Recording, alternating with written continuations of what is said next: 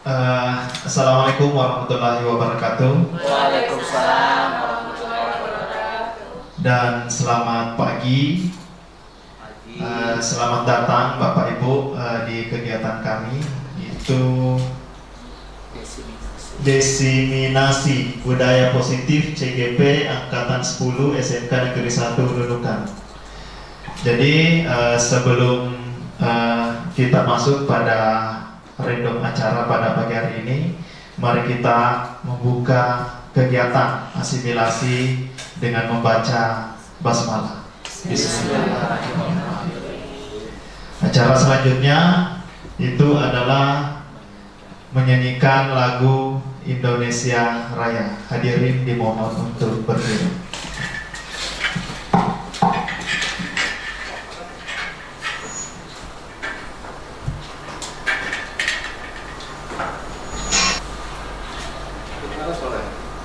Sudah.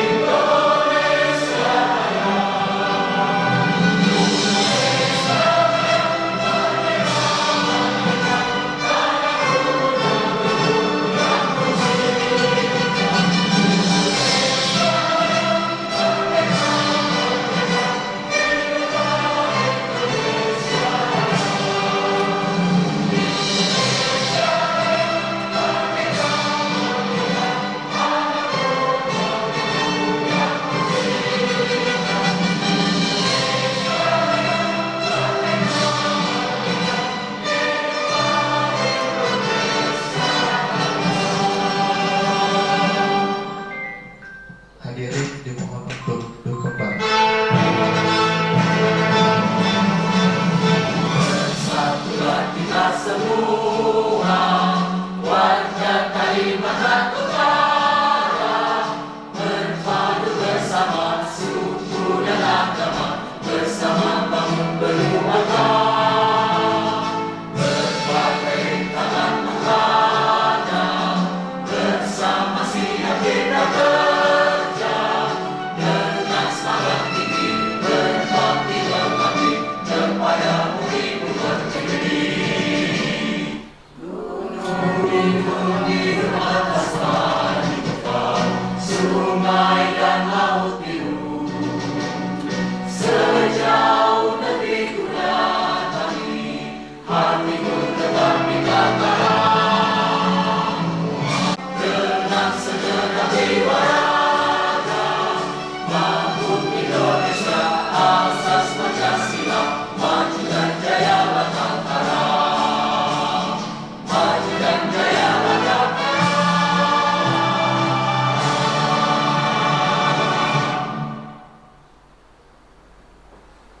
Hadirin dimohon untuk duduk kembali.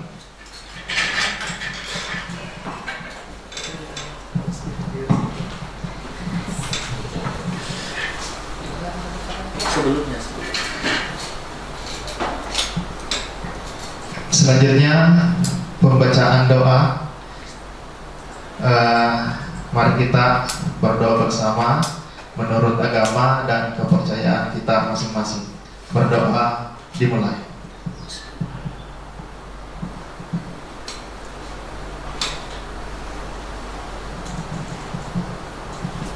Berdoa selesai.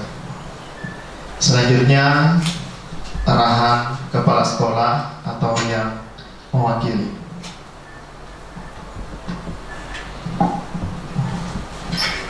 Bismillahirrahmanirrahim. Assalamualaikum warahmatullahi wabarakatuh. Waalaikumsalam warahmatullahi wabarakatuh. Terima kasih Bapak Ibu bisa hadir di acara diseminasi Pak Harrison sebagai guru CGP angkatan ke-10 ya.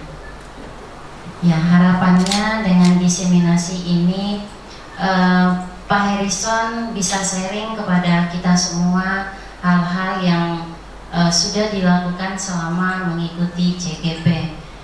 Kemudian dari aksi nyata juga ketika beliau dalam masa pelatihan ini itu bisa diimbaskan kepada kita semua sehingga kita bisa berbagi, kemudian saling ketika ada masalah kita bisa pecahkan bersama terkait pengalaman beliau sebagai guru CGP. Karena sebagai guru CGP memang yang ditingkatkan itu adalah budaya positif kepada kita semua dalam menghadapi siswa-siswi kita, sehingga harapannya dengan diseminasi itu kita ada pengalaman lah dari Pak Heri ketika menghadapi siswa. Ya, mudah-mudahan Pak Heri tetap semangat mengikuti pelatihannya sampai selesai, tetap sehat walafiat sehingga ilmunya bisa bermanfaat dan bisa diimbaskan, di-sharing kepada Bapak Ibu yang belum ada kesempatan untuk mengikuti CGP.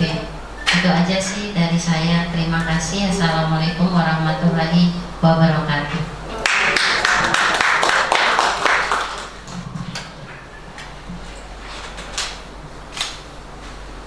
Cara selanjutnya itu adalah diseminasi CGP angkatan 10 yang dibawakan oleh Bapak Harrison SPD. Kepada Bapak dipersilakan.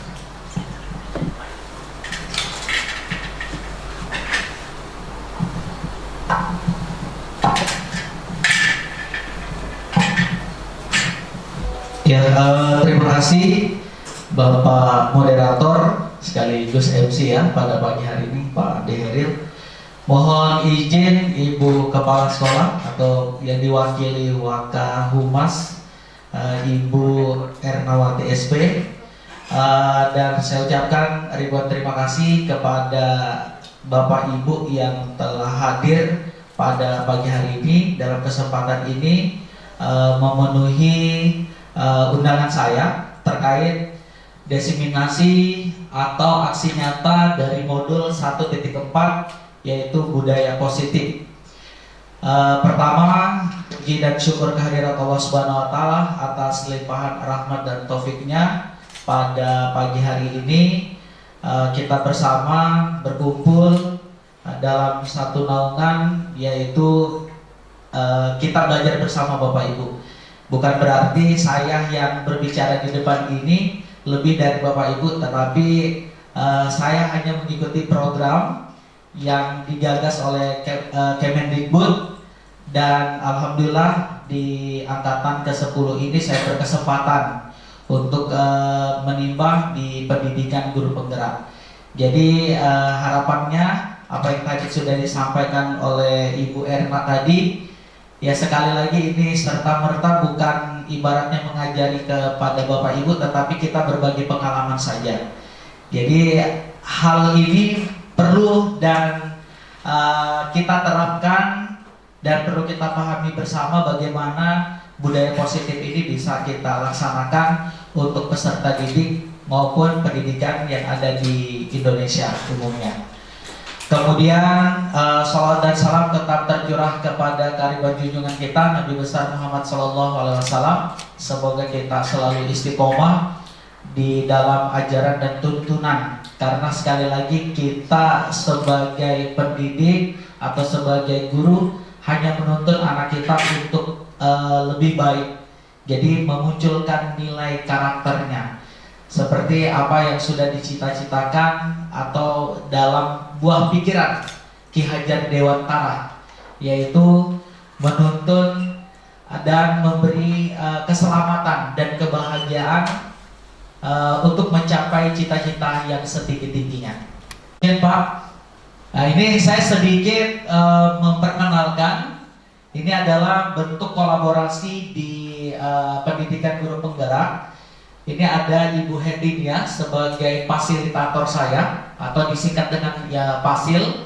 Kemudian ada Bapak Amirullah SPD SD, juga beliau ini sebagai pengajar praktik. Mungkin kalau Ibu Erna sudah selalu juga ketemu dengan beliau.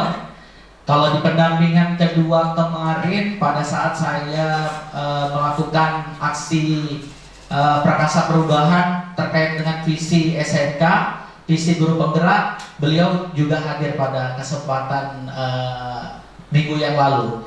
Jadi inilah kalau disingkat dengan PP itu pengajar praktik, Bapak Ibu.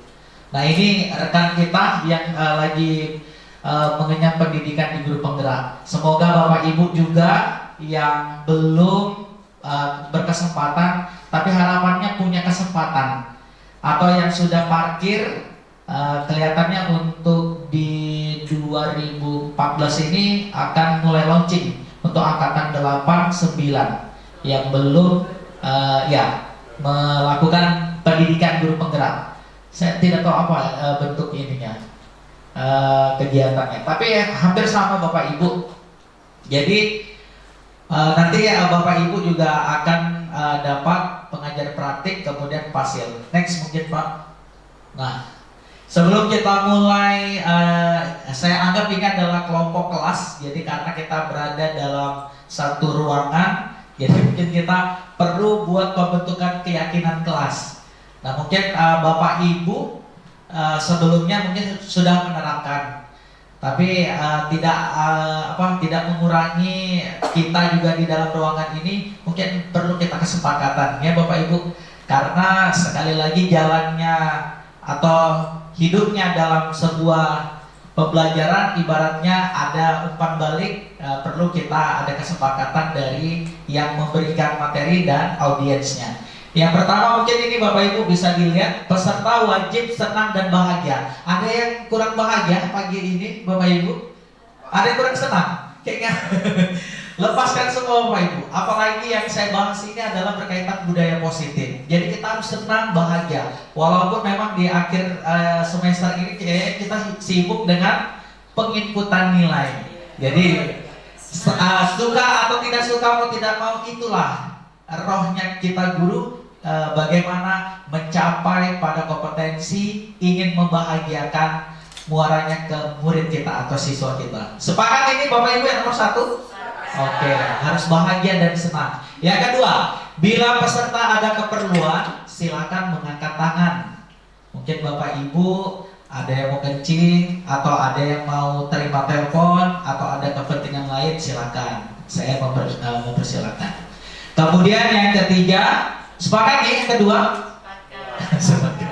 Kayaknya kurang semangat. Yang ketiga, bila saat menyampaikan materi, wajib peserta fokus. Siap. Oke, mungkin ada lagi Bapak Ibu mau ditambahkan? Tidak apa-apa, kita. Jadi Bapak Ibu sama halnya apa yang saya lakukan sekarang dengan kita pada saat masuk di kelas. Sebelumnya kita memang harus buat kesepakatan kelas dan keyakinan kepada anak murid kita. Apakah setiap waktu? Tidak. Hanya sekali, tetapi kita selalu mengingatkan. Kalau ada yang kemungkinan mau diatur, kita ingatkan peserta didik kita, berarti seyogyanya kita harus punya kesepakatan kepada audiens atau anak murid kita. Mungkin Pak Laroni ada yang mau ditambahkan? Tidak apa-apa Pak. Peserta wajib ngopi. Boleh Kak? Boleh. Yang penting kita sepakat. Silakan diketikkan aja Pak. Di situ boleh ditambahkan. Ketika penyampaian materi boleh icip-icip. Iya, ketika penyampaian materi boleh icip-icip. Bagaimana Bapak Ibu? Icip-icip itu maksudnya ada snacknya gitu, supaya tidak tegang Bu ya. Iya, memang Ibu Kepala Sekolah ini pengertiannya luar biasa. Tepuk tangan dulu Pak dengan Ibu. Ya. Poin 4, silakan. Apa tadi? Bila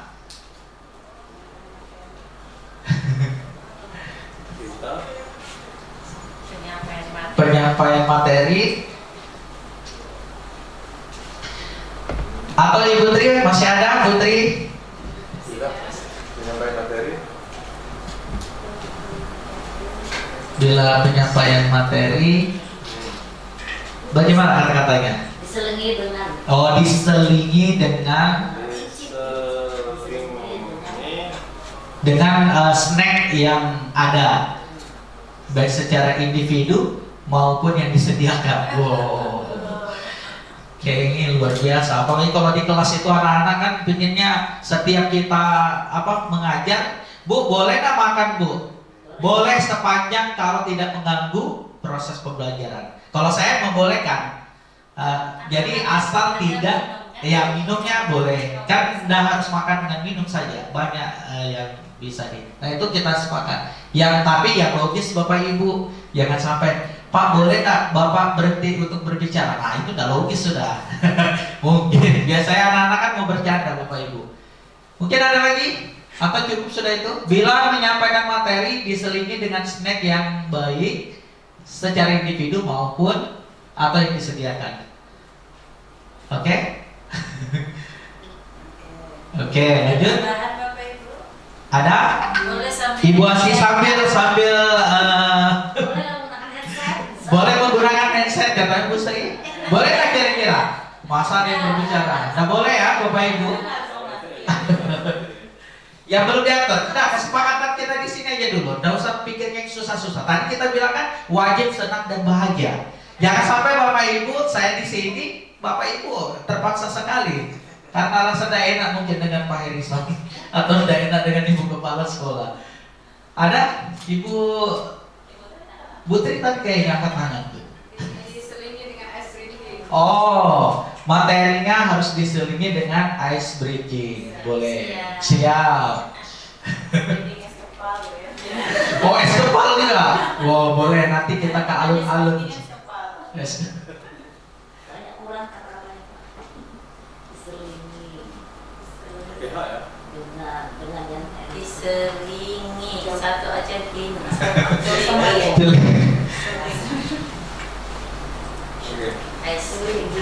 Oke, mungkin cukup itu. Ya cukup lah ya Bapak Ibu. Ya, jadi ada 5 kesepakatan kita untuk di kelas ini, untuk saat ini. Jadi tadi 5 itu yang tambahannya adalah boleh makan dan minum di selang penyampaian materi ini, kemudian materinya diselingi dengan es breaking. Oke, siap Bapak Ibu. Next Pak. Nah, Bapak Ibu, kalau kita berbicara budaya positif, konsep intinya ini. Tapi sebelum kita penjabaran ini, saya kepingin bertukar pikiran dulu. Ibaratnya kalau kita membahas budaya positif, budaya itu apa Bapak Ibu kira-kira?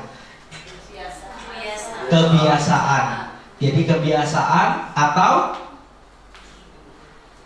norma atau aturan ya? Boleh tak? Boleh. Nah, jadi dalam muatan budaya positif, konsep intinya yang pertama adalah perubahan paradigma belajar.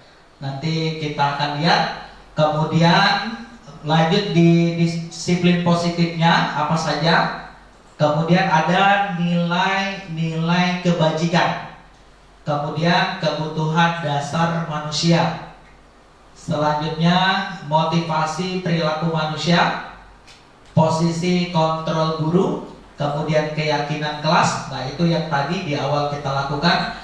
Kemudian ada segitiga restitusi. Jadi tahapannya ini ada 8. Oke, lanjut Pak. Iya. Kita punya tangan ya Bapak Ibu. Mungkin bisa kita kita praktekkan. Iya, cobalah buka. Nah, jadi kepalan ini menunjukkan kemampuan kita bagi seseorang untuk apa kira-kira? Menjaga. Jadi ibaratnya kalau saya kasih Ibu Nurul Aziana emas 1 batang di tangannya, bagaimana Ibu Nurul Aziana ini menjaga yang berharga yang saya berikan, yang menggenggam. Nah, Anda dan teman Anda akan melakukan kegiatan. Cobalah buka. Anda adalah A.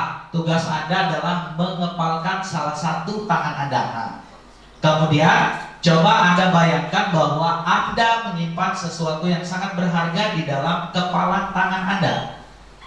Kemudian Anda perlu menjaga benda tersebut sekuat tenaga Anda, karena begitu pentingnya untuk kehidupan Anda. Nah, itu tadi yang saya contohkan.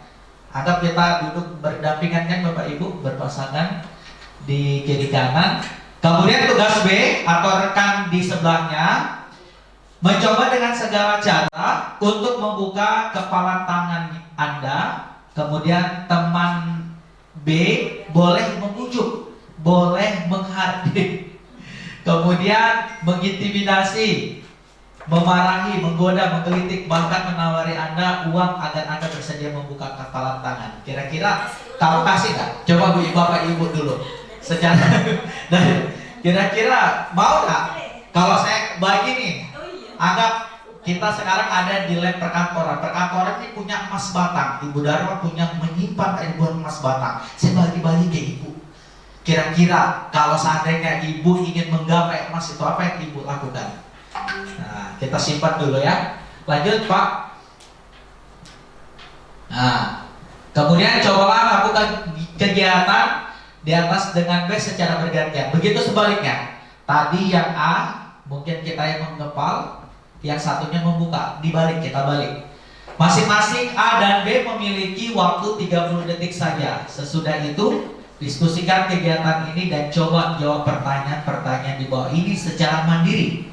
Kemudian diskusikan kembali dengan rekan B, bandingkan jawaban Anda apakah berbeda atau sama. Bila berbeda, kira-kira mengapa Bapak Ibu? Nah, mungkin 30 detik. Silakan mungkin Bapak Ibu, kita praktek. Kalau kita ada praktekkan ini nggak akan bisa ini. Kira-kira. Iya, Pak Ibu sama Pak Aroni. Nggak apa-apa Bapak Ibu, namanya nggak apa-apa. Ini boleh kita terapkan juga ke anak-anak. Jadi kita fungsikan diri kita juga seperti. Iya. Boleh buka itu ini. Buka Jadi tanya coba di dalam. Iya. Coba Bu.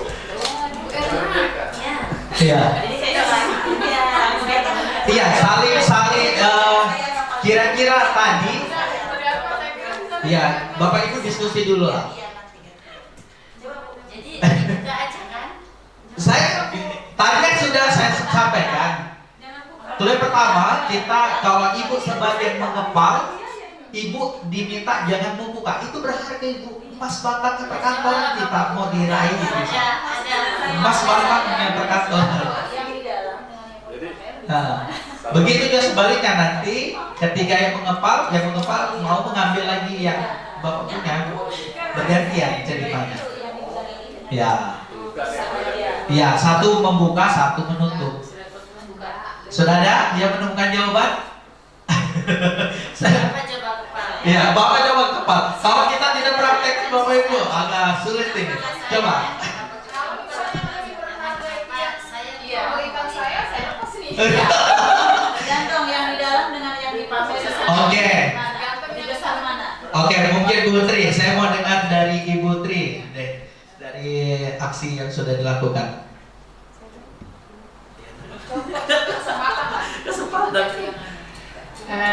Kalau menurut saya dari apa yang kami lakukan tadi, di situ tergantung dia umpan baliknya untuk ke saya. Kalau misalnya itu menguntungkan saya buka. Tapi kalau misalnya tidak menguntungkan saya, ya saya pertahankan, kan begitu.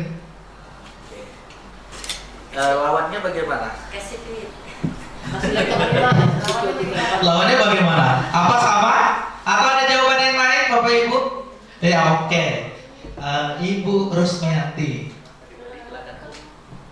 Ini jawabnya berdasarkan kekuatan atau boleh ini kan dikembangkan ke yang lain. Silakan. Silakan mengekspor.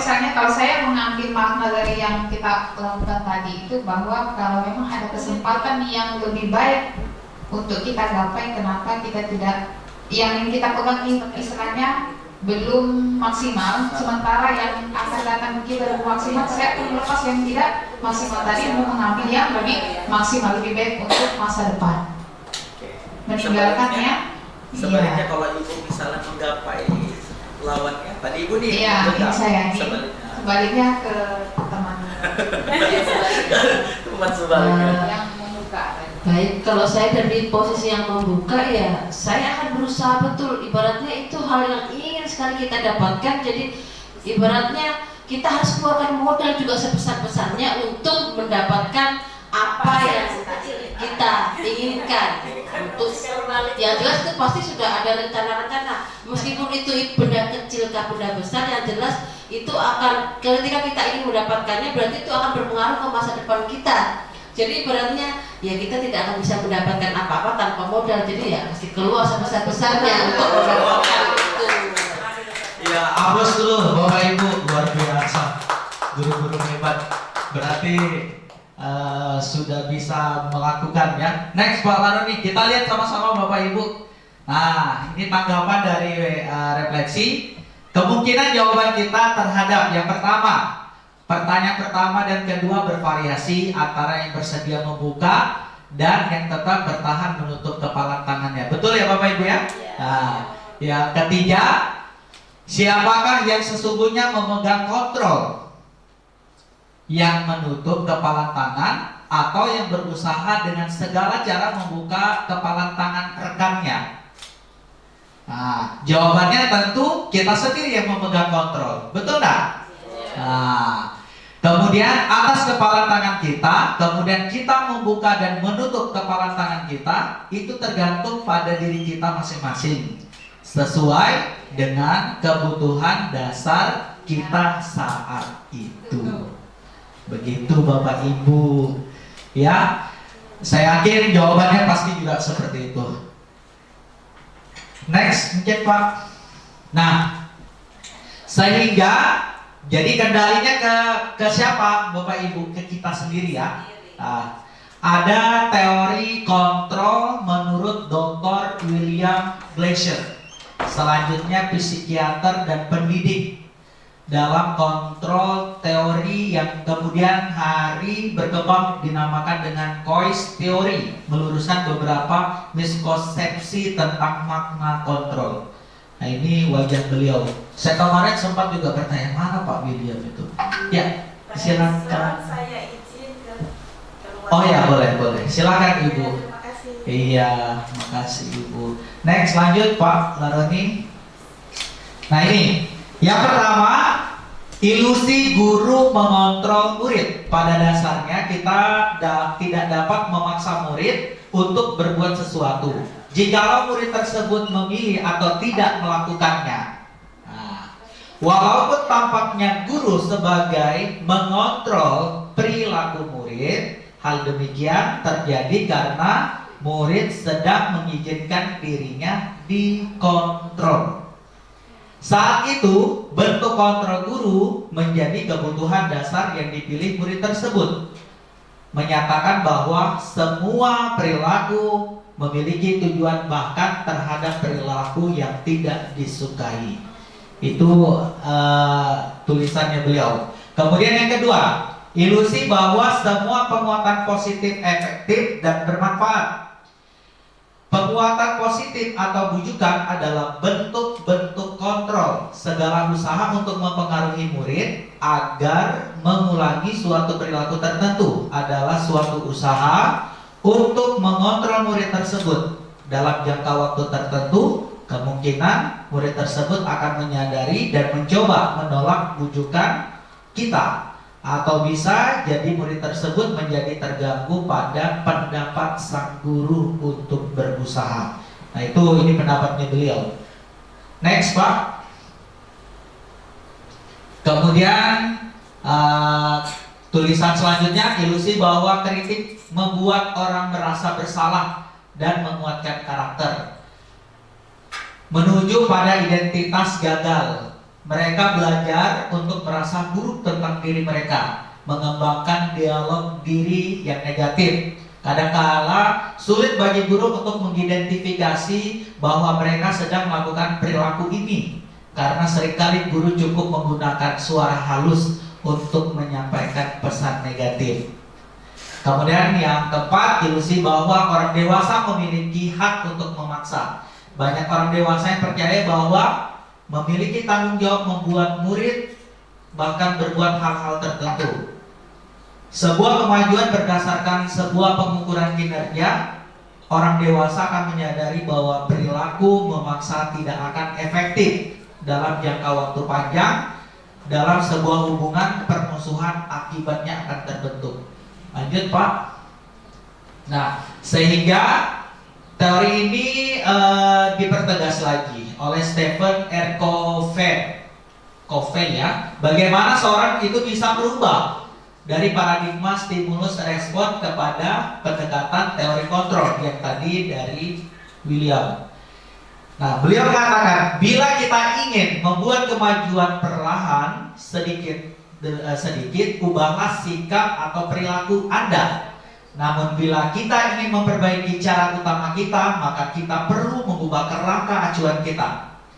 Jadi ubahlah bagaimana Anda melihat dunia, bagaimana Anda berpikir tentang manusia. Ubahlah paradigma Anda, skema pemahaman dan penjelasan aspek-aspek tertentu tentang realitas. Itu menurut Stephen R. Covey. Lanjut Pak. Nah, ini pendekatan teori kontrol menurut beliau. Jadi Bapak Ibu, ada stimulus dan teori kontrol yang tadi.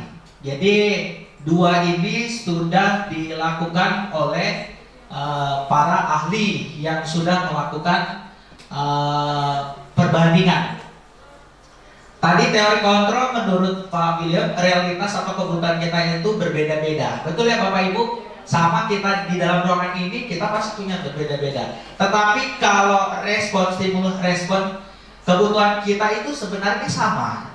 Kita makan, kita minum juga. Kita ingin juga senang-senang, ya Bapak Ibu. Nah, kemudian setiap orang memiliki gambaran berbeda, tetapi kalau direspon semua orang melihat hal yang sama. Nah, dan seterusnya. Model berpikir menang-menang, kalau model berpikir menang dan kalah. Kalau orang yang sudah mengontrol dirinya, ya cenderung apa Bapak Ibu? Egois ya, dia lo lagi. Nah, tetapi kalau kita menerapkan stimulus respon, kita harus bisa menerima untuk kapan kita menang dan kapan kita untuk kalah. Lanjut Pak. Makna kata disiplin. Nah, yang pertama, nah ini maksud di kata disiplin. Ketika kita mendengar kata disiplin, apa yang terbayang di benak Bapak Ibu? Apa yang terlihat di pikiran kita? Kebanyakan orang menghubungkan kata disiplin dengan tata tertib, kemudian teratur, kepatuhan pada peraturan, kemudian sering juga dihubungkan dengan hukuman. Padahal ini sungguh berbeda, karena belajar tentang disiplin positif tidak harus dengan memberikan hukuman Bapak Ibu. Nah, ini sudah jelas. Kemudian justru itu adalah salah satu contoh alternatif terakhir, dan kalau perlu tidak digunakan sama sekali. Jadi kalau budaya positif itu tidak ada lagi namanya hukuman Bapak Ibu. Kemudian yang kedua, di mana ada kemerdekaan, disitulah harus ada disiplin yang kuat. Sesungguhnya disiplin itu bersifat self-discipline, yaitu kita sendiri yang mewajibkan kita dengan sekeras-kerasnya, tetapi itu sama saja. Sebab jikalau kita tidak cakap atau maksudnya cepat untuk melakukan kehidupan kita untuk kembali, wajiblah pengusaha lain atau mendisiplinkan diri kita. Maksudnya rekan kita yang harus mengendalikan. Dan peraturan demikian itulah yang harus ada dalam suasana merdeka. Ini tulisannya Ki Hajar Dewantara. Nah itu apalagi sekarang kita muaranya pada kurikulum merdeka. Merdeka itu berarti bebas. Bebas dalam hal bukan mau sebebas-bebasnya, enggak. Next mungkin Ibu. Nah ini makna kata disiplin lagi. Seorang yang memiliki disiplin diri berarti mereka bisa bertanggung jawab terhadap apa yang dilakukannya, karena mereka mendasarkan tindakan mereka pada nilai-nilai kebajikan universal. Pertanggungjawaban itulah yang selalu menjadi sisihan hak atau kewajiban bagi seorang yang pegang kekuatan atau pimpinan dalam umumnya. Adapun arti tidak lain adalah orang tadi harus mempertanggungjawabkan diri serta tertibnya laku diri dari segala hak dan kewajiban kita. Nah ini kalau dikaitkan tadi dengan budaya positif. Lanjut mungkin Pak. Nah ini kemudian makna kata disiplin positif yang dituangkan tadi oleh Ki Hajar Dewantara itu diperkuat lagi namanya Diane Goshen. Kedua pakar ini, satunya orang kita ya, Indonesia, pribumi, yang ini luar negeri. Pendidikan mengartikan disiplin sebagai bentuk kontrol, yaitu belajar untuk kontrol diri agar dapat mencapai tujuan yang mulia. Makanya di awal tadi saya mengatakan tujuan akhir kita memang bermuaranya kepada murid. Jadi cita-cita murid itu kita capai, tuntun murid kita untuk mencapai cita-cita yang lebih tinggi. Dia selamat, kita juga selamat. Jadi jangan sampai kita menyelamatkan murid kita juga tidak ikut selamat Bapak Ibu. Jadi sama-sama. Kalau kita bahagia, murid kita akan bahagia. Kemudian tujuan mulia di sini mengacu pada nilai-nilai prinsip mulia yang dianut seseorang. Kita namakan nilai-nilai tersebut sebagai nilai-nilai kebajikan yang universal. Kira-kira Bapak Ibu nilai-nilai apa itu yang dimaksudkan? Ada mungkin Bapak Ibu tahu dari dua tokoh yang menuliskan memperkuat bagaimana budaya positif ini bisa kita implementasikan di sekolah kita, di satuan pendidikan. Mungkin dalam cakupan yang paling kecil adalah di dalam kelas, termasuk di tempat ini. Ya, kayaknya tegang-tegang ini sudah Bapak Ibu. Jangan tegang-tegang. Oke guys, briefing Bu ya? Mau nggak? Oke, kita berdiri dulu deh. Bapak Ibu, saya minta Bapak Ibu berdiri dulu. Kita santai-santai saja. Ya, jangan tegang juga mengisi rapotnya. Kita berdiri dulu. Bapak Ibu masih ingat namanya Samson? Masih. Bu Ati kenal Samson? Samson Betawi. Samson Betawi. Samson itu identik bagaimana Bapak Ibu? Kuat. Berarti kalau kuat kita jadi kita gerakan. Jadi tularkan budaya positif kita. Kalau kita Samson. Nah, si Samson ini kekuatannya itu juga terletak pada pasangannya. Dulu filmnya di Bulu Ketek. Langsung hilang kekuatannya. Oh begitu. Oh berarti itu sudah nilai-nilai negatif itu yang muncul. Kita yang positifnya saja. Jadi kalau Samson itu karena dia punya istri, berarti biasanya kalau Samson itu kalahnya sama istri. Wajar ketika misalnya Bapak Ibu bisa menaklukkan bapak-bapak itu sudah luar biasa. Bukan berarti kami takut istri Bapak Ibu. Jadi kalau seandainya Samson berarti wah. Jadi kalau misalnya istrinya siapa? Kita kasih nama. Delila. Oke. Delila. Jadi Delila harus begini gayanya. Jadi kalau Delila harus ikuti dengan gayanya. Gerakan ya. Kalau Delila miring-miring sedikit Ibu supaya hilang-hilang ngantuknya. Kemudian ingat ya, Samson, Delila. Kemudian keduanya ini ada yang mengganggu. Siapa dia? Harimau. Harimau itu berarti kenapa digerakan? Jadi ini kan keluarkan energi. Boleh ya? Saya bagi dua kelompok deh. Mungkin Pandi Heri mungkin kelompok ini kanan, yang satu kelompok kiri. Mungkin diskusi dulu deh Bapak Ibu. Kita diskusi dulu. Jauh-jauh. Diskusi terkait nanti gerakan kita. Saya akan melakukan kuisnya. Jadi berbalik. Jadi nanti ingat ya, kalau Samson melawan harimau, siapa yang menang? Samson, karena Samson kuat. Ya, kalau Samson lawan si Delila, menang Delila. Kalau Delila melawan harimau, menang harimau. Tapi kalau harimau melawan Samson, diingat Bu ya? Diingat Ibu? Konsentrasi. Oke, diskusi dulu deh Bapak Ibu. Kira-kira Bapak Ibu yang B mau menggunakan gerakan apa? Delila kah? Atau Samson kah? Jadi gerakannya nanti mengimbangi di sebelah. Jadi kalau gerakan di sebelah begitu, berarti misalnya Delila yang diadu berarti kalah sebelah sini.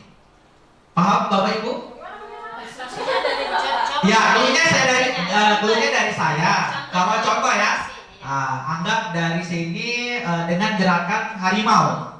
Tapi jadi di sebelah sini melawan dengan jadi ya meresponnya dengan supaya mengarahkan ke ini tadi. Jadi ada yang mengontrol, ada yang merespon. Jadi supaya ada yang bisa mengendalikan. Tapi ya Delila begini, ingat Delila tadi kekalahannya sama harimau. Jadi nanti Samsungnya mempertahankan siapa yang respon ya. Iya. Jadi nanti saya akan cluenya untuk menyampaikan Delila atau nanti tergantung dari gerakan respon sebelah kiri kanan Bapak Ibu. Jadi nanti tidak tidak bersama berhadapan begini, tetapi kiri kanannya. Nanti begitu saya bilang Samson, jadi misalnya siapa yang Samson nggak langsung. Jadi yang sebelahnya merespon siapa? Boleh seperti itu. Samson kalah dengan Delila bagaimana? Kalau Samson dengan Delila berarti skala Samson Bu. Jadi gimana gerakannya kalau kalah Samson? Kalau Samson aja begini, tapi teman-teman begini, Ibu tetap kalah. Kita cluenya harus menang kan? Iya. Cluenya kan harus menang. Iya, cluenya kan terus menang. Jadi kalau lawan kita intinya lawan kita apa? Misalnya harimau berarti pilih kita Samson. Iya, nah. Gerakan ini dari tahun nih, kelompok A dengan B. Ya toh? Nah, jadi kalau misalnya di B ini mau bilang gerakan ini dulu. Ya, jadi sebelah misalnya jadi Bapak Ibu harus diskusi. Iya, harus bersamaan. Jadi begitu 1, 2, 3. Jadi saya sudah tahu. Iya, itu kan saja. Iya, menghadap. Silakan diskusi Bapak Ibu. Ayo. Ya, bisik-bisik dulu. Ini, ya, harimau begini. Pokoknya bagaimana Bapak Ibu bertahan. Dilihat ya. Iya. 1, 2, 3, 4, 5, 6, 7. 1, 2, 3, 4, 5, 6. Pak Andi ini kayaknya sebelah sini deh Pak Andi. 6. Supaya 6. Ibu Dharma sama saya bantu saya. Ayo Bapak Ibu. Supaya imbang kan? Supaya imbang. 6. Kalau buat semuanya. Iya. Kan kita benar positif ya, harus hadir. Kita nggak punya Samson. Ayo Bapak Ibu. Tentukan ya. Jadi cluenya gerakan pertama 1 berarti nanti berbalik lagi kembali. Gerakan 2 jadi sampai 5 kali saya hitung. 1, 2, 3, 4, 5. Ya 5 gerakan yang Bapak. Ya 5 kali supaya kelihatannya dapat. Pokoknya diskusi supaya sambil deh dilihat ya. Ibu Dharma sambil dicek ya tadi Bu. Dulunya kalau harimau lawan Delila, Delila kalah, harimau menang. Kalau Samson dengan Delila, Delila menang. Tapi Delila dengan si Samson berarti Delila yang menang.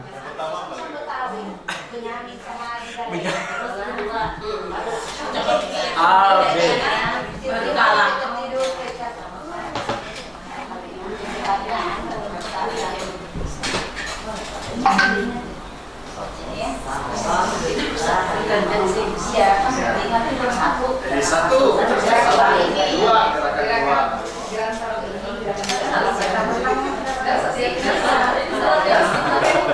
Ini formasi yang akan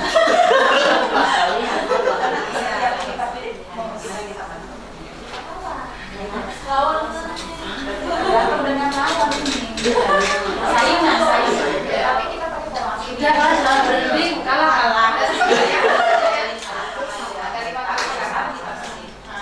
Gerakan pertama ini, jangan menyebut gerakan pertama ini, gerakan kedua ini, gerakan ketiga ini formasi kita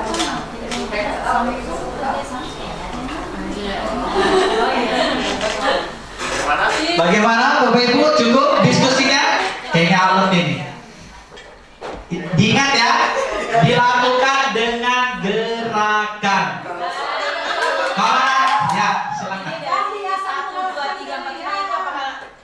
Kita kasih jeda supaya ada jeda. supaya tahu mana yang menang. Iya. Oke. Bersamaan aja kan gerakannya. Iya. Nanti begini Bu, kalau sudah misalnya dari saya bilang balik 1, jadi begitu kan tidak bisa berbalik lagi, stop. Kita nggak boleh lihat teman kita. Iya. Supaya kita dia yang sebelah dekat. Ditentukan ya. Kalau misalnya Bapak Ibu, halo Bapak Ibu, kalau seandainya ada yang harimau, ada yang delila, bagaimana Bapak Ibu? Kita sepakati dulu. Jadi kita menghitung berapa yang harimau ya, yang banyak ya Bu ya. Oke, begitu juga sebaliknya. Bapak yang hitung aja yang mana kalau ini kan. Oke, boleh, siap. Nah, kalau misalkan sama-sama gerakannya harimau kan nggak ada Iya, yang menang. nggak ada yang menang. Imbang. Ya Allah. Ya, siap. Kayak sweet tuh. Kalau menang. Oke, boleh. Siap? Nurut ke sini saja supaya kita kan mau bahagia ini, mau bahagia dan senang. Ini respon positif. Siap ya, Bapak Ibu? Siap. 1, gerakan 1, mulai.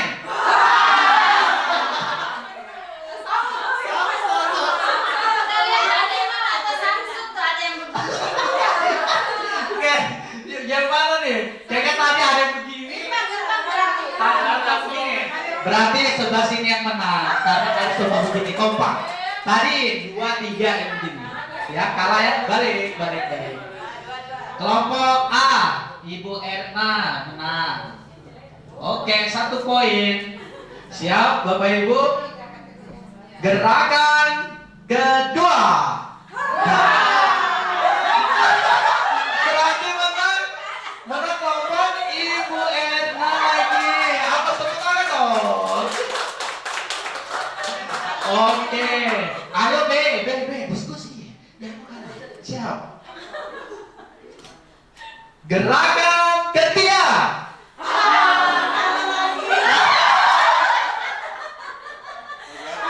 Ada apa ini kelompok B? Aduh.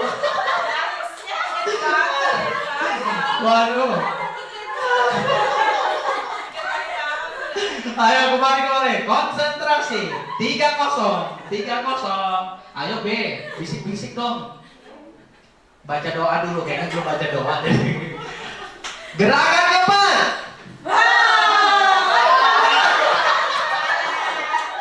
Menang ya, pecah telurnya. Akhirnya grup B, ayo. Ternyata siap-siap, tinggal bisik-bisik sudah nih. Harus menang ya. Gerakan terakhir.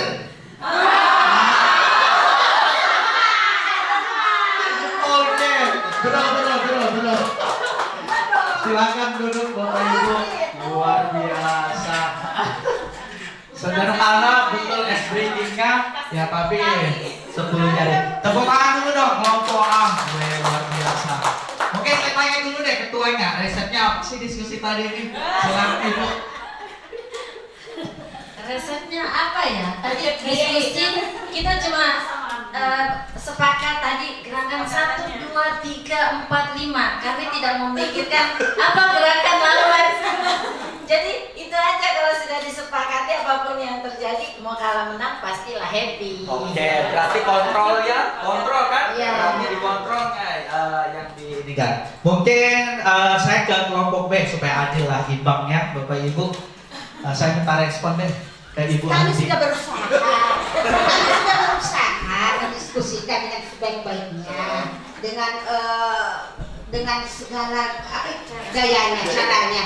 Tapi yang namanya permainan pasti ada yang kalah. Kita bukan dulu untuk Amerison yang sudah memberi kita permainan seperti itu.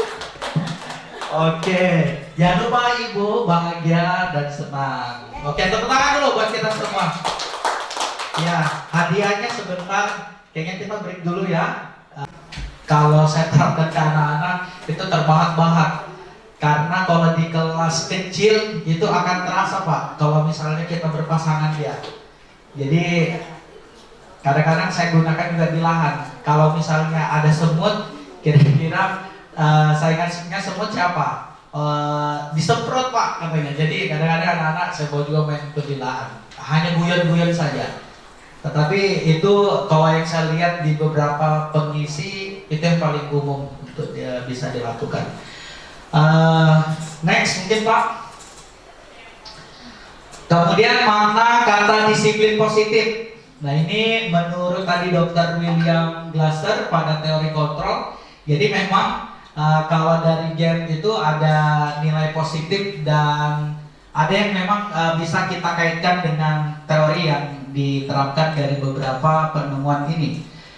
Menurut Danny Gonson 1998. Jadi dia menguatkan, William berkata, setiap perbuatan itu memiliki suatu tujuan, dan selanjutnya dikuatkan oleh Diane bahwa mengaitkan nilai-nilai kebajikan yang diyakini seorang, maka motivasi intrinsiknya akan terbangun sehingga bisa menggerakkan motivasi dari dalam untuk dapat mencapai tujuan yang mulia yang diinginkan. Kira-kira kalau motivasi kita dari dalam itu apa Bapak Ibu? Berarti kekuatannya kita ya. Jadi kekuatannya kita itu maksudnya kalau di pembelajaran kita, kalau misalnya strategi ini tidak ampuh kita lakukan kepada anak-anak, kita pakai trik yang lain. Nah, karena tadi kalau kita melihat pemetaan antara respon dengan stimulus itu akan berbeda. Jadi tidak semua anak itu punya maunya sama, enggak. Jadi kita harus memetakan itu. Jadi makanya mungkin Bapak Ibu sudah melakukan namanya tes diagnostik. Jadi kita memetakan di awal. Tapi apakah pada saat itu saja? Sebenarnya memang kalau kita sudah petakan, dia lebih ke arah pembelajaran yang mana. Nah itu bisa kita lakukan. Tapi kita bangun kekuatan pada diri murid kita sendiri. Mungkin lanjut Pak. Kesimpulan dari teori tadi bahwa sebagian institusi atau organisasi saling memiliki nilai-nilai kebajikan yang sama. Karena nilai tersebut sifatnya universal, lintas bahasa, suku bangsa, agama maupun latar belakang. Jadi ada nilai-nilai yang didapatkan. Lanjut. Nilai-nilai kebajikan dari 6 institusi atau organisasi, arah muaranya adalah menuju profil pelajar Pancasila. Yang pertama ada mandiri, kemudian ada gotong royong, ada kreatif, kemudian beriman dan bertakwa terhadap Tuhan Yang Maha Esa dan berakhlak mulia, kemudian bernalar kritis sampai berkebinekaan global. Nah itu sudah juga kita tuangkan baik di modul ajar, kemudian penerapan kita implementasi dalam pembelajaran sehari-hari, baik dari awal anak-anak siswa kita datang menjemput sampai kita mengakhiri kegiatan aktivitas pembelajaran di kelas. Lanjut Pak. Kita ice breaking lagi ya. Kalau saya seharusnya ice breakingnya tuh di sini. Oke sudah, karena ice breakingnya sekarang makan aja dulu Pak Ibu. Lanjut. Nah ini hukuman dan konsekuensi dan restitusi. Yang pertama, dalam menjalankan peraturan. Kalau hukuman itu berarti agak-agak ini Pak Bu ya. Kalau kita hukuman, kalau anak-anak tuh sudah langsung. Bila ada suatu pelanggaran, tentunya sesuatu harus terjadi. Untuk itu kita perlu meninjau ulang tindakan penegakan peraturan atau keyakinan kelas, sekolah, kita selama ini. Tindakan terhadap suatu pelanggaran pada umumnya berbentuk hukuman atau konsekuensi. Nah, jadi selain kita membangun dan membuat keyakinan kelas, Bapak Ibu, kita juga di satuan pendidikan atau sekolah kita sendiri harus punya keyakinan seharusnya. Ya, walaupun mungkin sudah tertuang di dalam tata tertib, tetapi karena muara kita ini tadi adalah ke murid, jadi bagaimana semua yang kita lakukan itu harus sesuai dengan apa yang sudah kita sepakati. Jadi bukan hanya di kelas, tetapi lingkup besarnya adalah di satuan pendidikan kita, di sekolah kita sendiri. Kemudian yang kedua, restitusi. Restitusi adalah proses menciptakan kondisi bagi murid untuk memperbaiki kesalahan mereka, sehingga mereka bisa kembali pada kelompok mereka dengan karakter yang lebih kuat. Itu sudah dituliskan Gassen juga di tahun 2004. Kemudian yang ketiga, restitusi juga merupakan proses kolaboratif yang mengajarkan murid untuk mencari solusi untuk masalah mereka, membantu murid berpikir tentang orang seperti apa mereka inginkan dan bagaimana mereka harus melakukan terhadap orang lain. Itu menurut Chelson Doschen 1996. Lanjut Bapak. Nah ini Bapak Ibu, kalau kita lihat identitas gagal, hukuman dengan identitas sukses, ini perbandingan ya, sama dengan yang tadi Bapak Ibu. Kalau hukuman, sesuatu yang meyakinkan harus terjadi sampai dan seterusnya. Murid atau anak membenci peraturan, saya yakin. Kemudian ada perilaku pasif agresifnya meningkat, kemudian berlakunya hanya pada sebuah institusi, tidak berlaku pada kehidupan nyata. Nah, konsekuensi, nah ini untuk membedakan ketiga-tiga tadi Bapak Ibu, dari hukuman, kemudian konsekuensi, dan restitusi. Nah, ini yang belum mungkin secara menyeluruh untuk kita pahami, makanya hadirnya pendidikan guru penggerak itu untuk perlahan mengarah ke budaya positif tadi, supaya kita bisa memetakan antara hukuman yang mana masuk konsekuensi dan yang mana masuk restitusi. Nah, di konsekuensi misal sesuatu harus terjadi, kalau di restitusinya berarti merupakan pilihan. Nah, jadi kita kasih pilihan dia. Kemudian selanjutnya, tidak nyaman untuk murid anak dalam jangka waktu pendek, tetapi kalau restitusi menguatkan murid dalam waktu jangka panjang. Kemudian kalau dari hukuman, korban mendapatkan keadilan, tapi kalau konsekuensi, korban bisa diabaikan. Nah, kalau di restitusi, korban mendapatkan ganti, jadi dia ada alternatif. Kemudian yang terakhir ya, kita lompat-lompat saja. Murid akan membenci peraturan, itu di hukuman karena gagal menurut teori yang tadi. Kemudian konsekuensinya, murid atau anak akan menghormati peraturan. Konsekuensinya apa? Nanti kita lihat contohnya. Kemudian restitusi, murid atau anak menghormati dirinya dan orang lain. Lanjut mungkin Pak. Nah ini, tentu tadi kalau dari hukuman pasti nilainya apa Bapak Ibu? Negatif. Itu sudah langsung dipetakan. Jadi yang memetakan siapa? Yaitu tadi dari pemikiran Ki Hajar Dewantara, dari William, dari Gassen, dia sudah menuliskan tadi. Nah, negatif, awas kalau dilakukan lagi ya, nanti awas kamu. Jadi ada kata-kata awas, jangan buang sampah, apa dan seterusnya.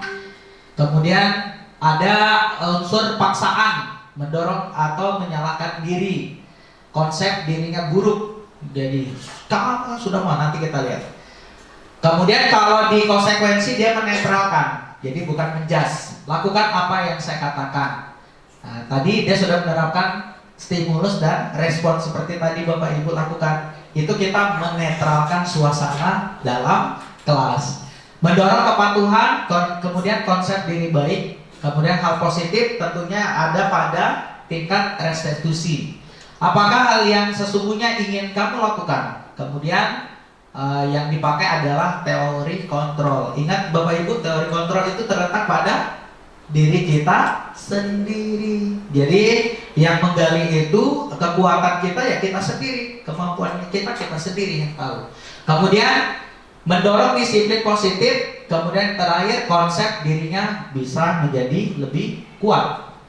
Lanjut Bapak. Nah ini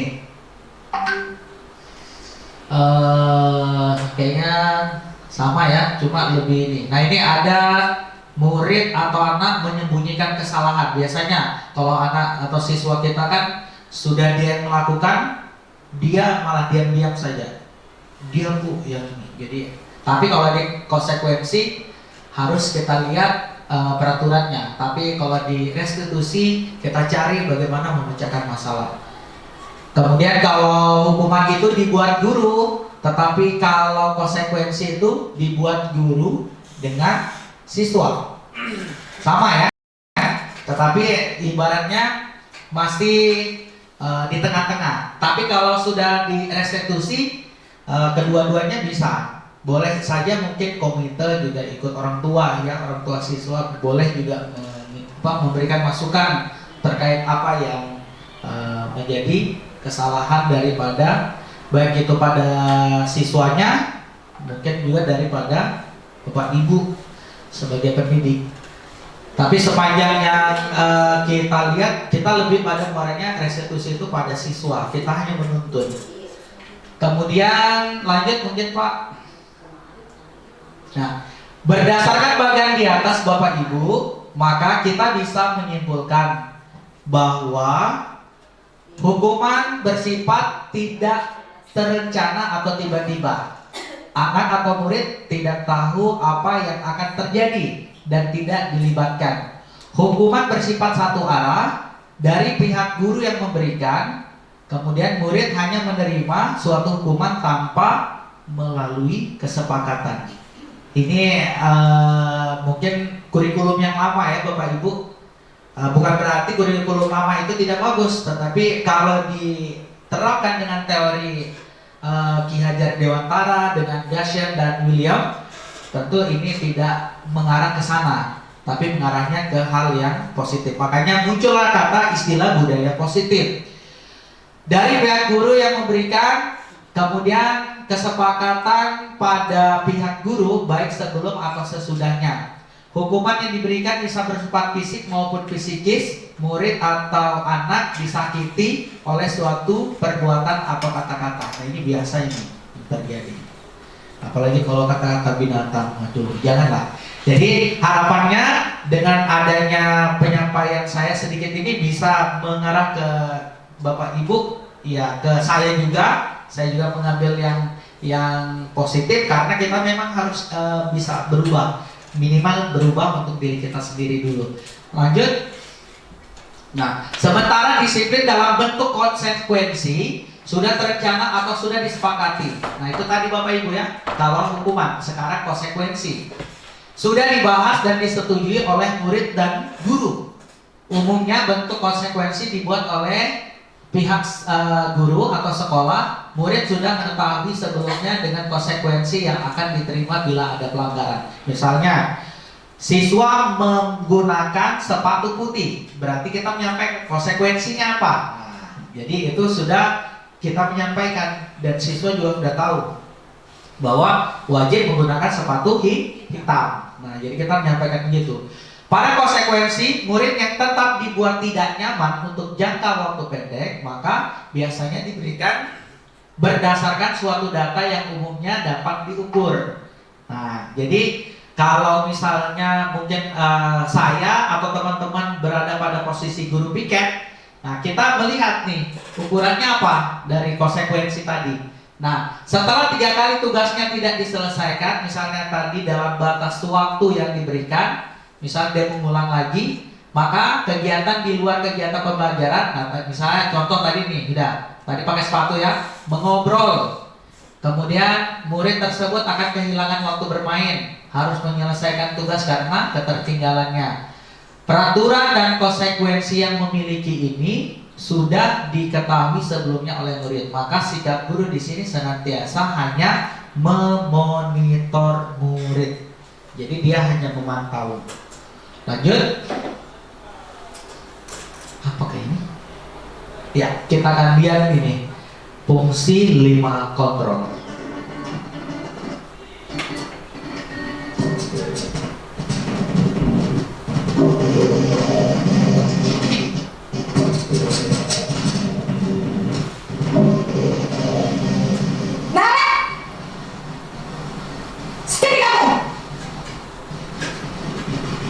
Selamat pagi, Bu. Terlambat. Kamu pasti terlambat. Maaf, Bu. Tadi Eka. Apa coba? Alasannya kamu lagi.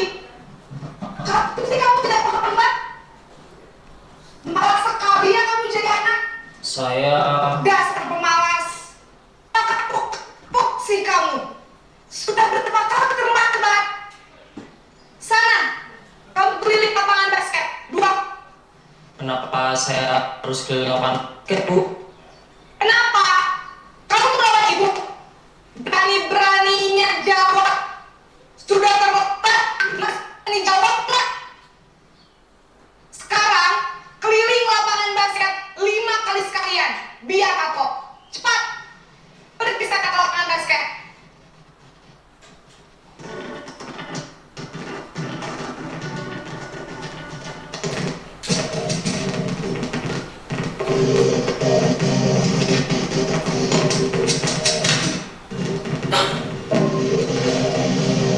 Naren!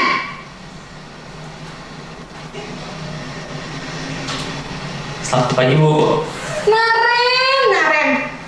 Kamu kenapa terlambat lagi, nak? Ya Tuhan, Naren. Kamu senang ya bikin ibu susah ya? Kalau kamu terlambat lagi, nanti ibu yang ditegur bapak kepala sekolah, nak. Disangka ibu tidak bisa membina kamu. Duh, gimana ini? Maaf, Bu. Duh, Gusti Naren. Kamu suka ya kalau ibu ditegur bapak kepala sekolah? Terus, sekarang ibu harus tulis apa ini di buku absen? Ini kamu sudah sering telat loh. Ibu harus apa coba? Maaf, Bu. Maaf sekali. Ya sudah, lain kali jangan bikin ibu susah lagi ya, nak ya. Ibu tidak akan kuat lagi kalau kamu begini terus. Bisa jantungan kalau ibu ditegur bapak kepala sekolah. Sana cepat ke kelas. Maaf ya, Bu. Maaf sekali.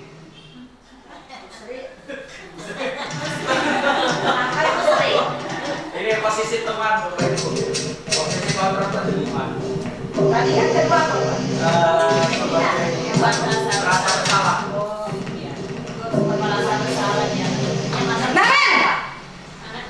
Anaknya. Selamat pagi, Bu. Wah, sudah jam berapa ini, nak? Terlambat lagi ya, sayang. Iya, Bu. Habis ibu saya tak lupa bangunkan saya, Bu. Kamu malah kamu bukannya anak yang lari paling kencang. Kok terlambat sih? Iya, Bu. Saya memang terlambat bangun tadi. Jadi, biarpun saya lari kencang, tetap gak kekejar, Bu. Ya sudah, sana. Nanti lain kali larinya lebih kencang lagi ya. Biar gak terlambat lagi. Bikin seneng ibu. Bisa kan? Bisa lah, Bu. Ya sudah, sana masuk kelas. Ibu beresin urusan absen kamu.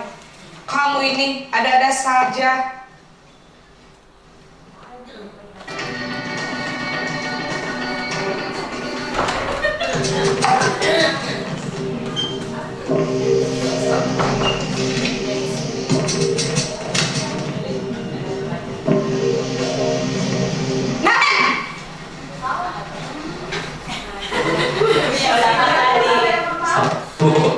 Naren, apa peraturan sekolah kita 4 jam kita harus masuk sekolah, nak? Assalamualaikum. Kita harus di sekolah jam 7. Iya betul, sekarang sudah di jam 7.20. Naren sudah terlambat hari. Kamu, saya harus tinggal kelas. pas jam istirahat. Waduh. Demikian. Jam 9.30 istirahat. Kamu akan tinggal di kelas. Tambahan penting kamu.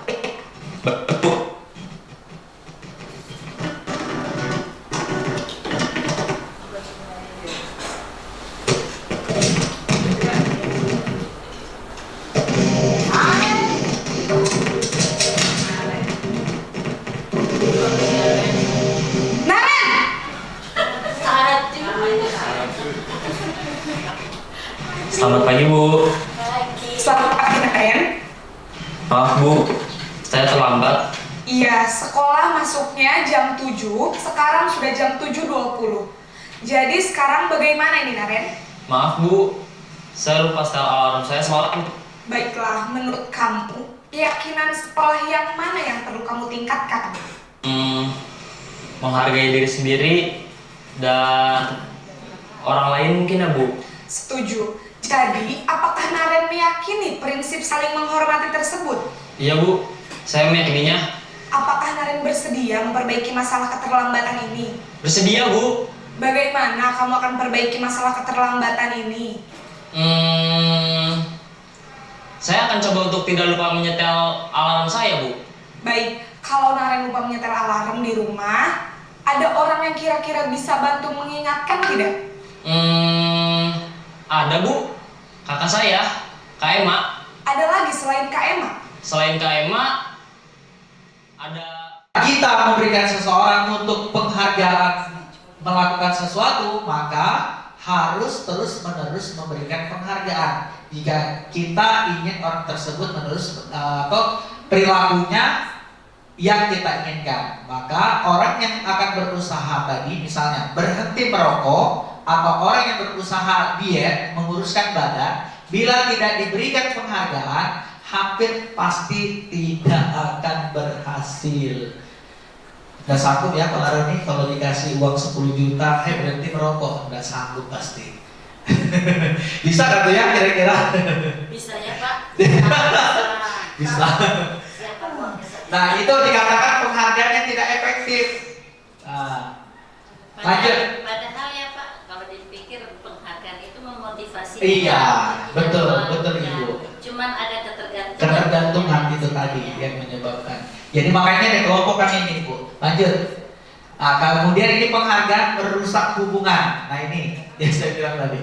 Ketika seorang diberikan penghargaan atau dipuji di depan orang banyak, misalnya salah satu atau dari kita lah yang memberikannya, maka yang lain akan merasa iri dan sebagian dari mereka akan tidak menyukai orang yang memberikan penghargaan tersebut.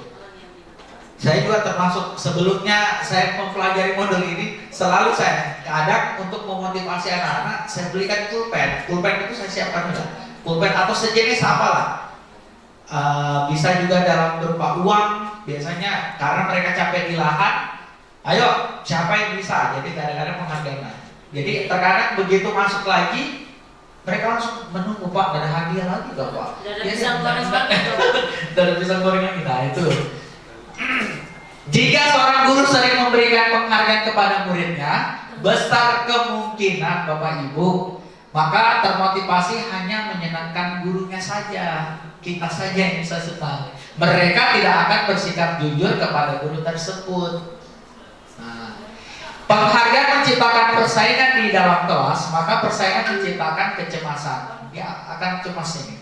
Mereka yang percaya bahwa mereka tidak memiliki kesempatan untuk mendapatkan penghargaan akan berhenti mencoba. Jadi ini juga akan memutus, ya, merusak hubungan lah. Lanjut, Pak. Kemudian penghargaan mengurangi ketepatan. Ada riset pertama dalam sebuah percobaan, sekelompok anak laki-laki berusaha sekitar 9 tahun diminta melihat gambar-gambar wajah yang ditampilkan di layar. Kemudian memberitahu kepada jika wajah-wajah tersebut sama atau berbeda. Nah, kemudian beberapa dari mereka diberi penghargaan dalam bentuk uang pada saat mereka memberikan jawaban yang benar, sementara sebagian yang lainnya tidak. Hasilnya apa Bapak Ibu? Nah, ternyata anak laki-laki yang dibayar membuat lebih banyak kesalahan. Karena tadi itu mungkin hanya ya motivasinya itu yang kurang. Kemudian riset kedua, anak-anak diminta mengingat kata-kata tertentu. Kemudian mereka diminta mengambil kartu yang berisi kata-kata yang diinginkan setiap kali muncul.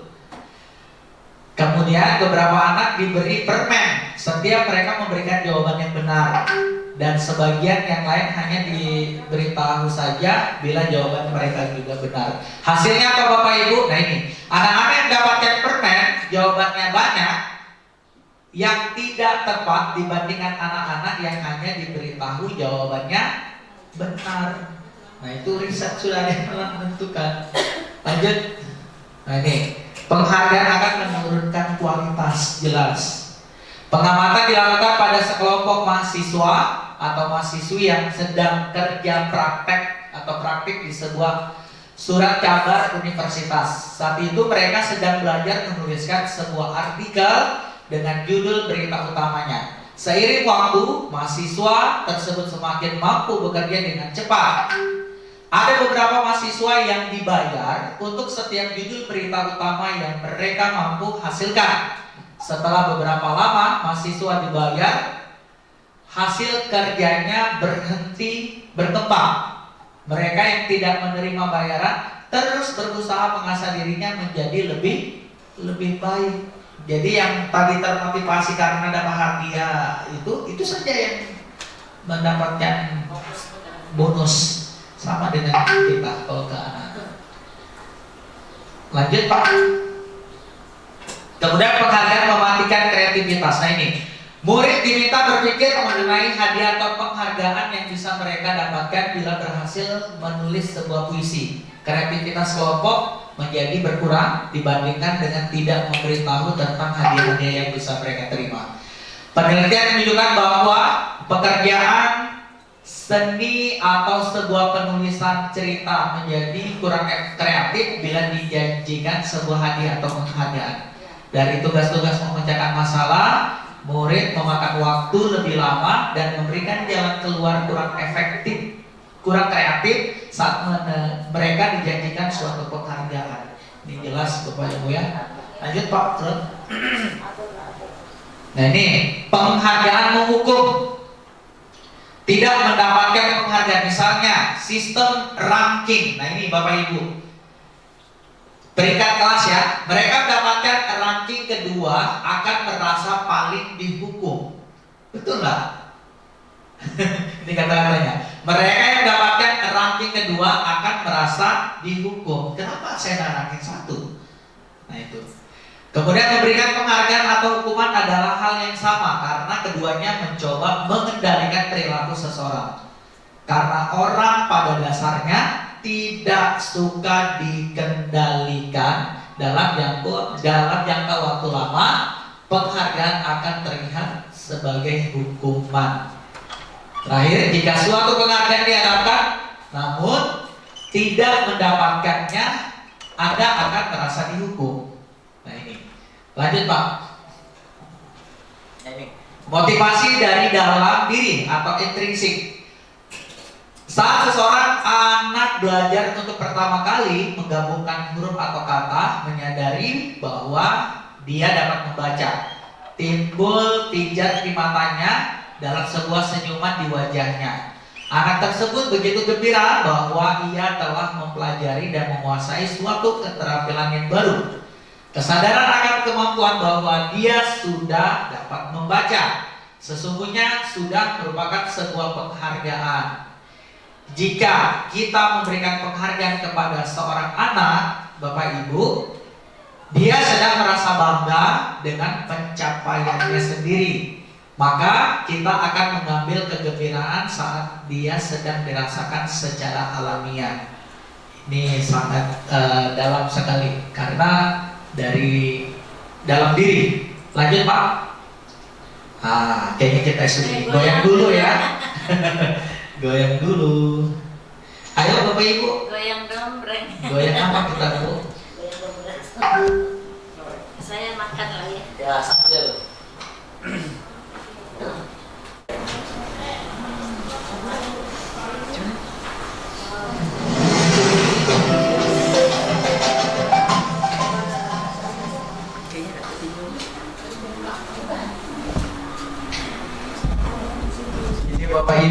sudah saya lakukan di penerapan restitusi mungkin bisa dipercepat kali Pak. Tekstual modul 1.4.A.6 praktik segitiga restitusi. Dalam hal ini fasilitator Ibu Hedwina dan pengajar praktik Bapak salam bahagia Bapak Ibu Sahabat. Adapun tujuan pembelajaran secara khusus, calon guru penggerak dapat menerapkan pemahaman santai ya Bapak Ibu. Penerapan ini yang sudah saya terapkan di restitusi. Restitusi adalah proses menciptakan kondisi bagi murid yang memperbaiki kesalahan mereka sehingga mereka bisa kembali pada kelompok mereka dengan karakter yang lebih kuat. Menurut Gaston tahun 2004, restitusi merupakan proses kolaboratif untuk mencari solusi atau untuk masalah dan membantu murid berpikir apa yang mereka inginkan dan bagaimana mereka harus melakukan apa-apa. Berikut ini adalah segitiga restitusi, di mana ini adalah solusi untuk penerapan dari praktik kepada murid kita yang mengalami sebuah masalah. Tentu hal yang harus kita perhatikan yang pertama adalah bagaimana kita melakukan validasi tindakan yang salah bagi kita, kemudian menstabilkan identitas dan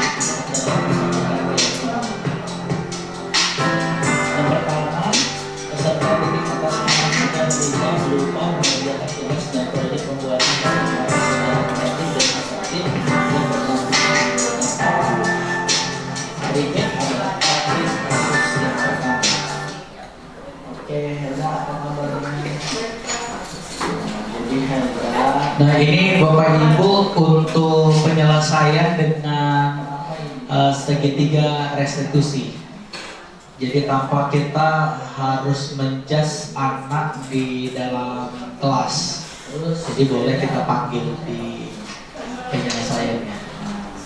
Jadi lain kali kalau lupa ada tugas kan biasanya di bawah rumah selain kan di rumah siapa lagi? Saya coba berdua. Nah jadi nanti minta tolong dipegang sama kakak, kamu punya tugas.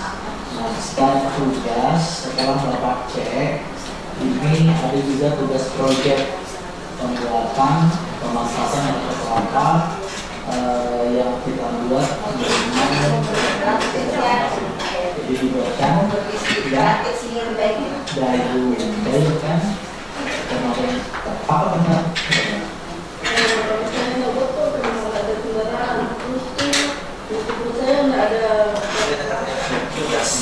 Nanti kira-kira kalau sampai menemukan itu ada pengalaman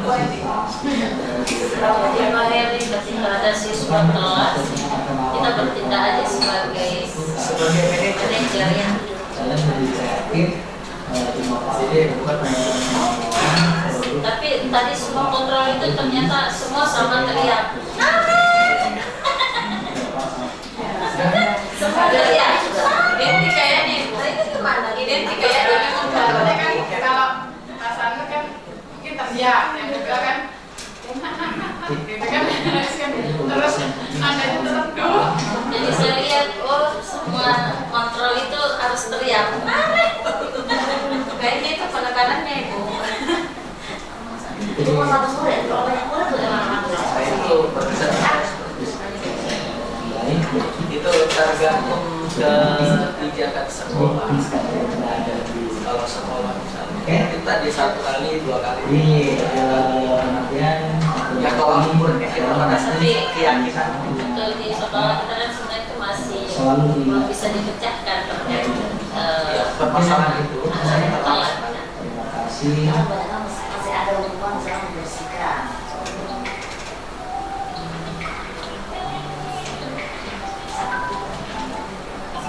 Masih kan? Ada banyak Si siapa lagi namanya? Gila. HP-nya nggak ada. Adiknya Andi siapa? Tadi Teguh. Saya ini kan asesiku semua nih, baru 4 orang yang kirim dokumentasi kegiatan kelas 1 sama kelas 2. Jadi baru ya, kedatangan tanggal 16 dan angkatan saya. Iya, di rumah. ya. Dulu kan angkatan 6 kan. Saya itu saya gunakan kan dari gigi sapi saya ini jarang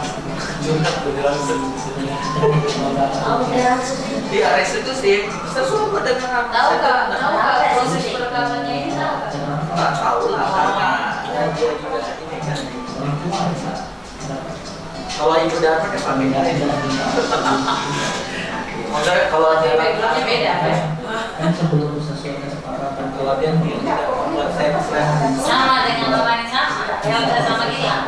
beda. Kalau saya kalau yang ceweknya di ruang dan dia kalau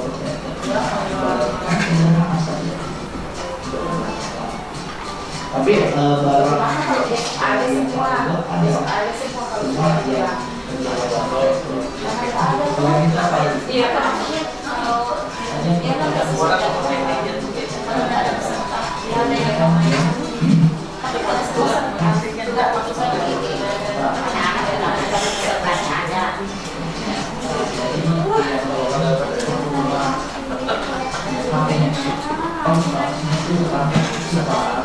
jadi sekarang kalau saya buka kantor itu nggak bisa kebuka deh Pak. Jadi kami saya rasa emosi gitu, jadi ya udah jangan biarnya kan lebih malas itu aja.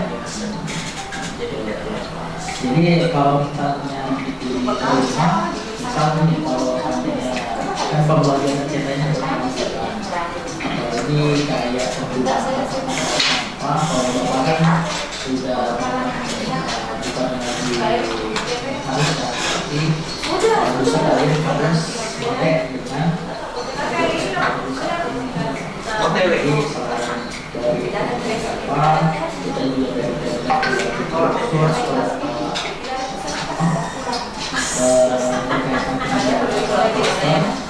Besok aja kan begitu, cepat lah besok kan ambil jam berapa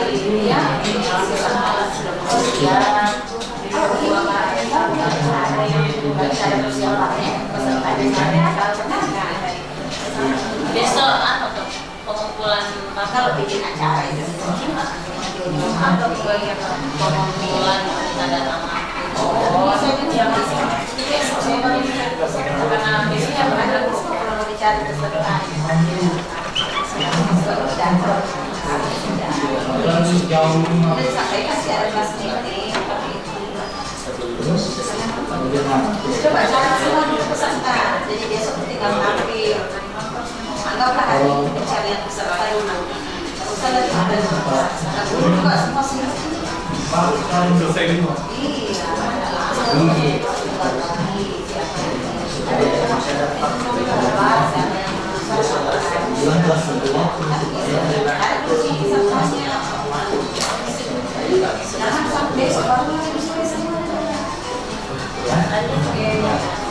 Jadi sebenarnya kalau tadi tidak dibuatkan ya.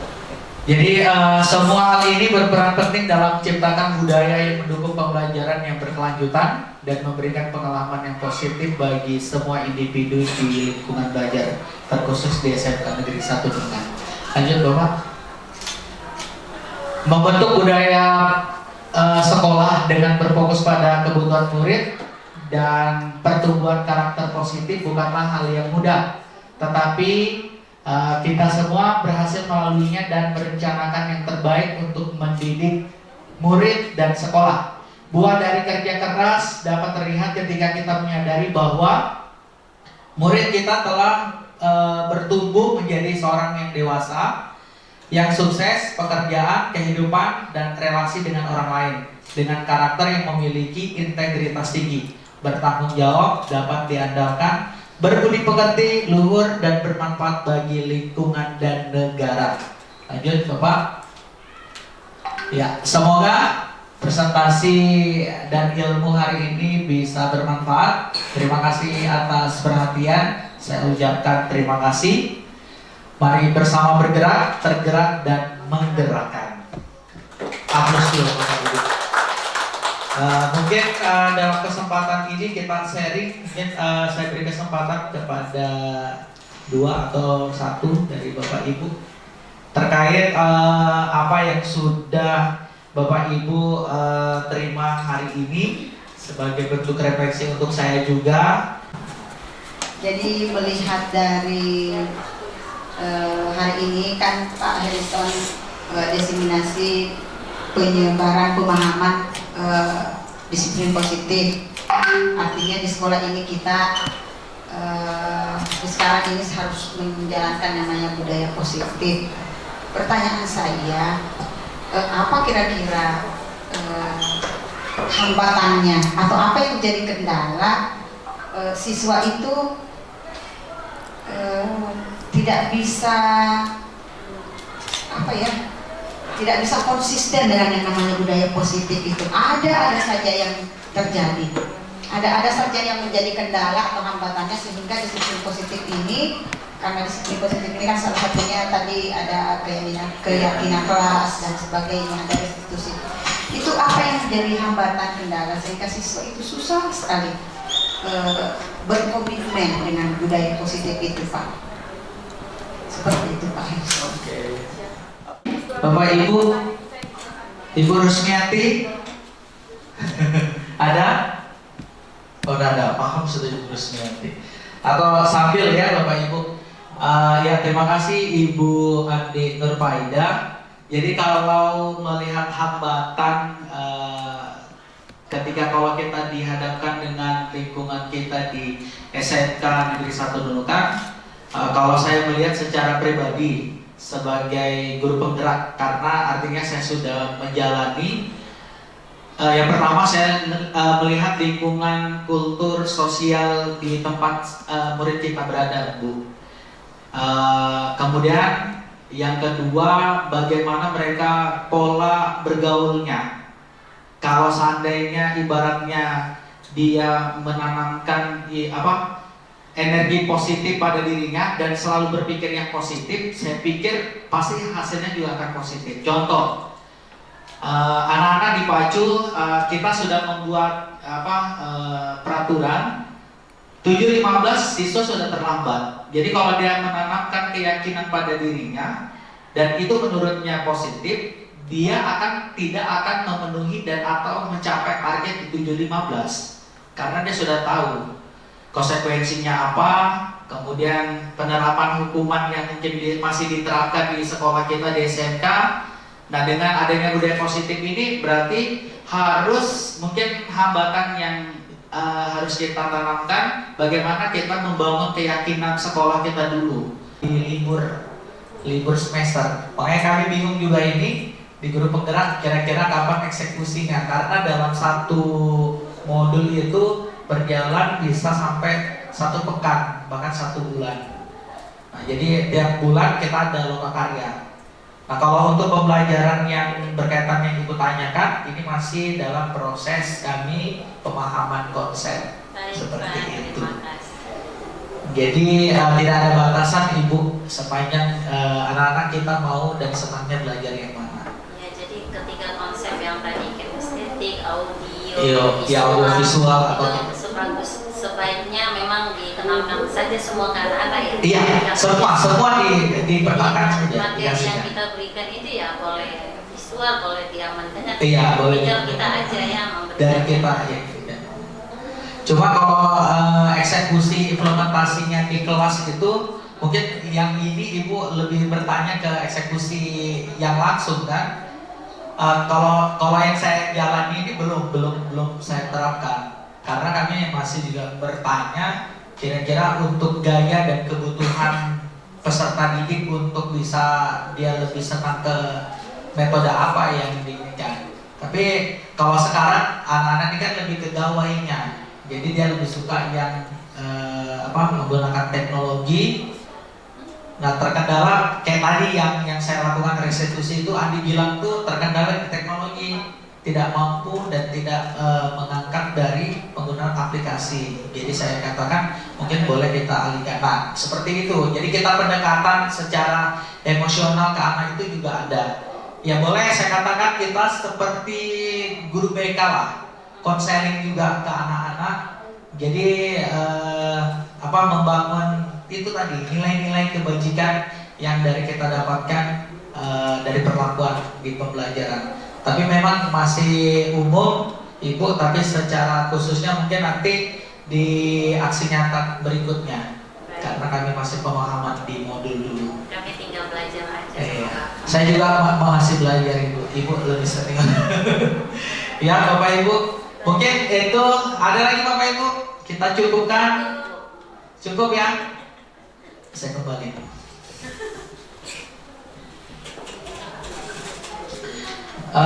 Baik Bapak Ibu, terima kasih atas kehadirannya. Luar biasa Bapak Ibu guru hebat yang sudah meluangkan waktu di tengah kesibukan di akhir semester ini. Kita harus memang mengupgrade muara dari guru penggerak, dan saya juga mengajak ke teman-teman yang muda ya, yang masih banyak tahapan untuk meningkatkan kompetensi. Harapannya bisa juga masih terbuka CGP di angkatan 12 Bapak Ibu. Jadi kami juga welcome, akan membantu. Makanya fungsinya diseminasi ini memberikan juga pemahaman, oh ternyata guru penggerak itu seperti ini. Mungkin sebelumnya atau nanti berikutnya akan lebih baik lagi untuk demi kemajuan pendidikan kita, demi anak didik kita di SMK Negeri 1 Nunukan. Terima kasih atas waktu dan kesempatannya.